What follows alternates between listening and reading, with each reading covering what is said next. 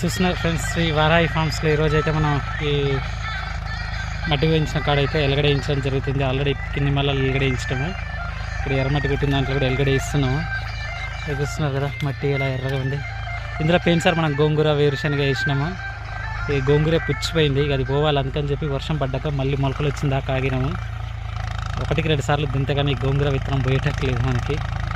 ఈసారి ఇందులో మనం చూద్దాం ఏమేస్తే బాగుంటుందో కామెంట్స్లో పెట్టండి. బంతి వేద్దామా, వేరుశనగ వేద్దామా, కందులు, పెసర్లు, మినుములు, ఇంకా వెరైటీ ఇంకేమన్నా ఆనియన్ లాంటివి ఏమైనా ట్రై చేద్దామా? కామెంట్స్లో కూడా మీరు కూడా మీ సలహాలు అయితే ఇవ్వండి ఫ్రెండ్స్.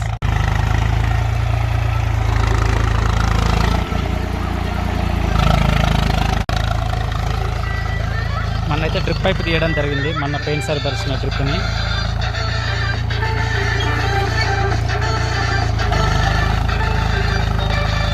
మంచిగా రోజు వర్షం పడ్డది కాబట్టి ఫ్లవ్ వేస్తూ ఉంటాడు. మనకి మట్టి కూడా చూడండి ఎంత బాగా వస్తుంది.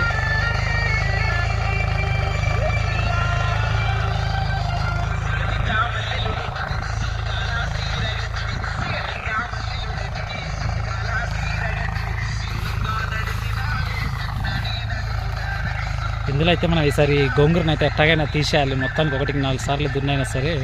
బట్ ఏ పంట వేస్తే బాగుంటుందని అయితే ఆలోచిస్తున్నాయి ఈసారి. బంతి అనుకుంటున్నాం, మరి అది ఎంతవరకు వర్కౌట్ అవుతుందో చూడాలి. ఇక బంతి అవుతుందా మళ్ళీ యాజ్ యూజువల్గా వేరుశనగ పెసర్లు అవుతాయో చూడాలి. బట్ ఏది వేసినా ఇందులో మాత్రం పూర్తి ఆర్గానిక్, ఎలాంటి కెమికల్స్ మందులు జల్లం. వచ్చిన కాడికి వచ్చే 1 కాయ వచ్చినా సరే 2 కాయలు వచ్చినా సరే మన ఇంటి అవసరాల మందం. ఎలాంటి అడుగు పిండి కానీ పై మందులు కానీ ఇంకాడు మళ్ళీ ఎలాంటి అసలు నారు దశ నుంచి కోత దశ దాకా ఎక్కడ జల్లనికి వీలేదు. పెన్సార్ మనం వేరుశనగ అయితే అలాగే పండించినాం, బట్ మంచిగా ఈల్డ్ వచ్చింది మనకి. చాలా టేస్ట్ కూడా ఉన్నాయి కాయలు.